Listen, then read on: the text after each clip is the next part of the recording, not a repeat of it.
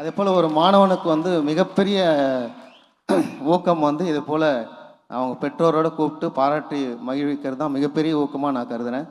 இது வந்து தொடர்ச்சியாக வந்து செய்கிறது யாராலையும் முடியாது. ஒரு வருஷம் 2 வருஷம் செஞ்சுட்டு விட்டுருவாங்க. ஸோ தொடர்ச்சியாக செய்கிறது ரொம்ப கஷ்டமான விஷயம். எங்களை எல்லாம் அங்கேருந்து கூப்பிட்டு வந்து பத்திரமா நைட்டெல்லாம் தூங்கலை.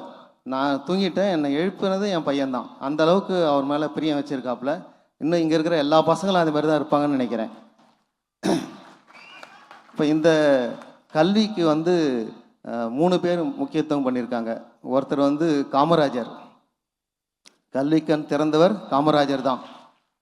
அடுத்தது குழந்தைகளை ரொம்ப நேசித்தவர் நேரு, பண்டித் ஜவஹர்லால் நேரு குழந்தைகளை ரொம்ப நேசித்தவர். அதுக்கு அடுத்தது ஐயா டாக்டர் ஏபிஜே அப்துல் கலாம். கனவு காணுங்கள், உங்கள் கனவு வந்து உங்களை தூங்க விடாமல் செய்கிறது தான் கனவு காணுங்கள். நம்ம இளைய தளபதிக்கு நான் ஆசைப்பட்டு ஒரு பட்டம் கொடுக்க விரும்புகிறேன். இதுக்கப்புறம் வந்து இந்த கல்வி சேவையை அவர் தொடர்ந்து செய்யணும், மாணவர்களை வந்து ஊக்குவிக்கணும். என்னோடய மகன் வந்து 10ஆவதுல இந்த மேடை யாருன்னு ஆசைப்பட்டாப்புல, ஆனால் முடியல. 489 மார்க் வாங்கியிருக்கா. 11ஆவதுல 593 மார்க்கு 600க்கு.